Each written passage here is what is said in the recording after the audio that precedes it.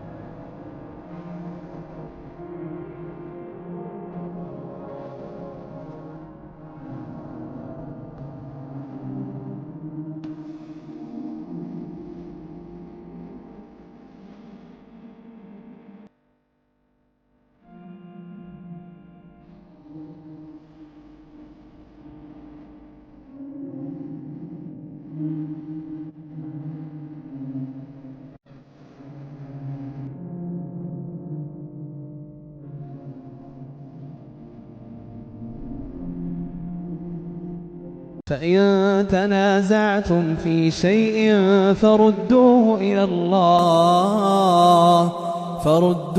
إلى الله والرسول إن كنتم تؤمنون بالله واليوم الآخر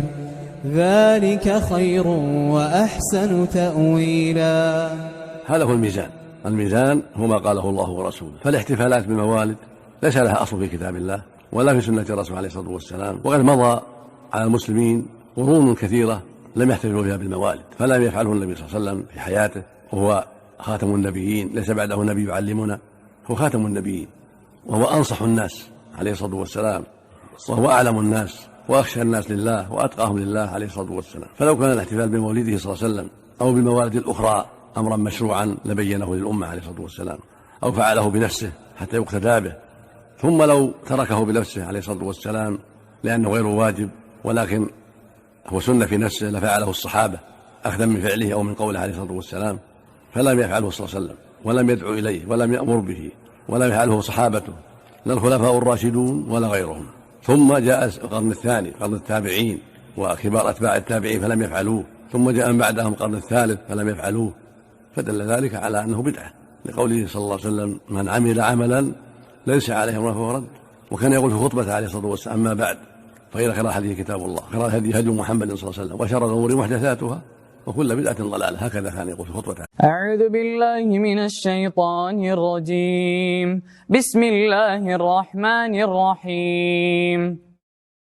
الحمد لله الذي أنزل على عبده الكتاب ولم يجعل له عوجا قيما لينذر بأسا شديدا من لدنه ويبشر المؤمنين الذين يعملون الصالحات أن لهم أجرا حسنا ماكثين فيه أبدا وينذر الذين قالوا اتخذ الله ولدا ما لهم به من علم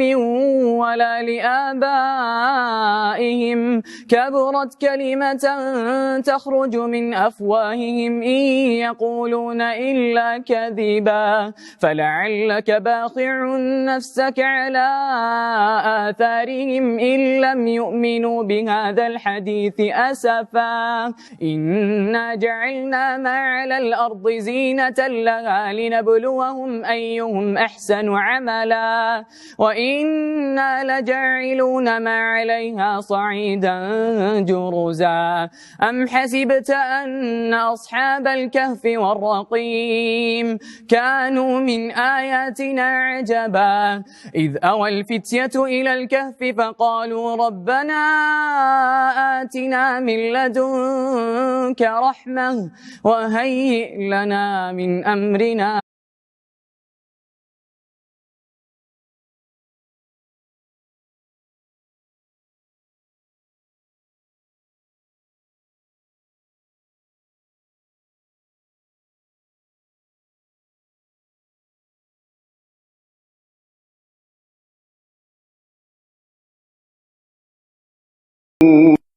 አንቺ ማለት እኮ እስላም ማለት ነሽ እህቴ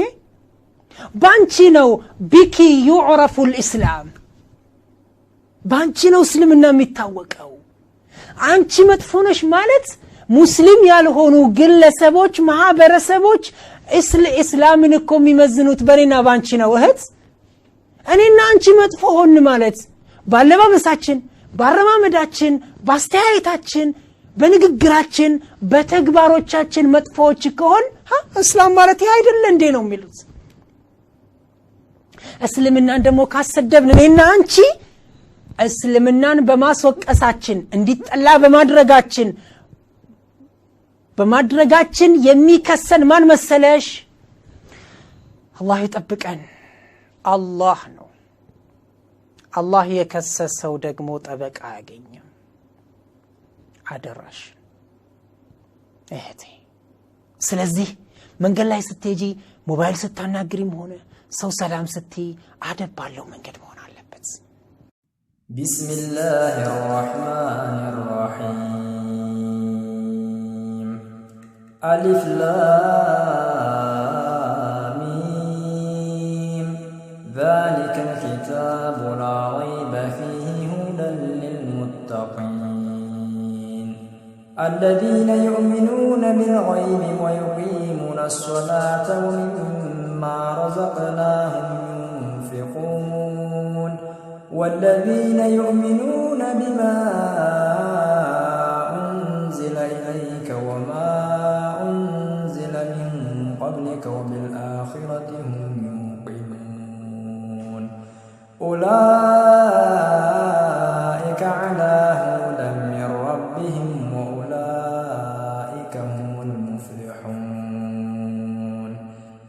إن الذين كفروا سواء عليهم أأنذرتهم أم لم تنذرهم لا يؤمنون ختم الله على قلوبهم وعلى سمعهم وعلى أبصارهم غشاوة ولهم عذاب عظيم ومن الناس من يقول آمنا بالله وباليوم الآخر وما هم بمؤمنين يخادعون الله والذين آمنوا وما يخدعون إلا أنفسهم وما يشعرون في قلوبهم مرض فزادهم الله مرضا ولهم عذاب أليم بما كانوا يكذبون. السلام عليكم ورحمة الله وبركاته. እኔ አብዛኛውን ጊዜ ሰው ላይ ቪዲዮ አልሰራም ነገር ግን a lot of my friends የሆነ ቪዲዮ ላይ ሜንሽን አደረጉኝና ገብቼ ሳየው አላህ Subhanahu Wa Ta'ala አርሽ ላይ አይደለም አላህ Subhanahu Wa Ta'ala ሁሉም ቦታ ነው አላህ ከአርሽ በላይ አይደለም ምናምን ነገር የሚሉ ነገሮችን አየውና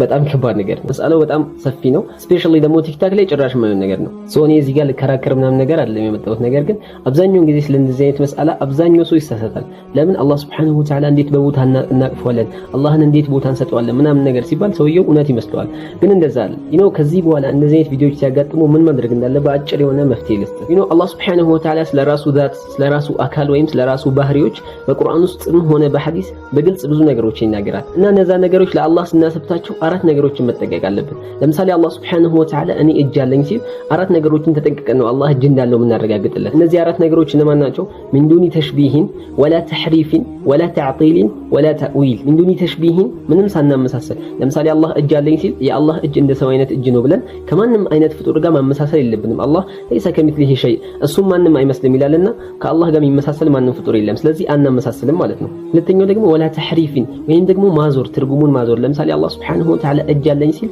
አይ እጅ ማለቱ እዚህ ጋር ኃይል ማለት ፈልጎ ነው ወይም እንደዚህ ማለት ፈልጎ ነው ይላል ትርጉሙን ማዞር የለብንም አላህ Subhanahu Wa Ta'ala እጅ ካለን እጅ ነው خلاص የግድ የሰውን መምሰል የለበትም እጅ ለመሆን ይሄንን መጠንቀቅ አለብን ማለት ነው ሶ ትርጉሙን መቀየስ ወይም ማዞርንም መጠንቀቅ አለብን ማለት ነው ሶስተኛው ولا تعطيل ወይም ደግሞ ትርጉሙን ሳናጠፋ ለምሳሌ አላህ Subhanahu Wa Ta'ala እጅ አለኝ ሲል አይ አላህ እጅ የለውም እንዴት አምላክ እጅ ይኖረዋል ማለት አንችልም ምክንያቱም አላህ እጅ አለኝ ይያለ ነው ስለዚህ አላህ ለራሱ ያተበተውን ነገር እኛም እናሰብተለታለን እንጂ ትርጉሙን አናጠፋም ማለት ነው አራተኛው ደግሞ ولا تأويل ምንም አይነት የተለየ ትርጉም ሳንሰጠው ወይም ሳንፈስረው ለምሳሌ አላህ Subhanahu Wa Ta'ala እጅ አለኝ ሲል አይ አላህ እጅ አለኝ ሲል እዚህ ጋር ሌላ ነገር ማለት ፈልጎ ነው ብለን የራሳችንን ትርጉም መስጠት ይሄ ተأويل ይባላል ተأويل ደግሞ አላህና ረሱል ሰለላሁ ዐለይሂ ወሰለም ራሳቸው ካልአወሉልን በስተቀር እኛም እናስቀምጠው ነገር የለም ማለት ነው ሶ ወደ ፖይንት ሲመለስ አላህ Subhanahu Wa Ta'ala ከአርሽ በላይ ነኝ ብሎ በቁርአን ውስጥ በግልጽ አስቀምጧል ሶ ይሄን ነገር ለአላህ ስናተብትም እነዚህን አራት ነገሮች እንጠነቀቃለን አላህ ከአርሽ በላይ ተቀምጦ ነው ቆሞ ነው ቦታ ይዞታል ዘመን ይዞታል ይያል ከፍጡር ጋር መመሳሰል የለበትም በጭራሽ ማለት ነው ወር ደግሞ አላህ Subhanahu Wa Ta'ala ከአርሽ በላይ ነኝ ሲል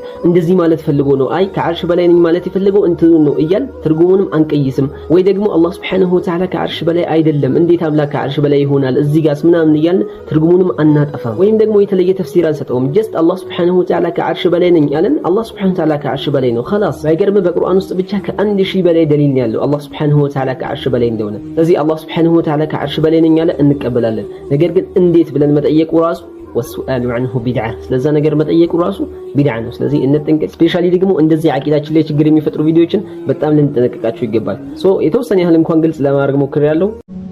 አንዲትን ሴት ለማግባት ፈልጌ እቺ ሴት እንቢ አለችኝ ግን ሌላ ወንድ አገባች በብስጭትና በንዴት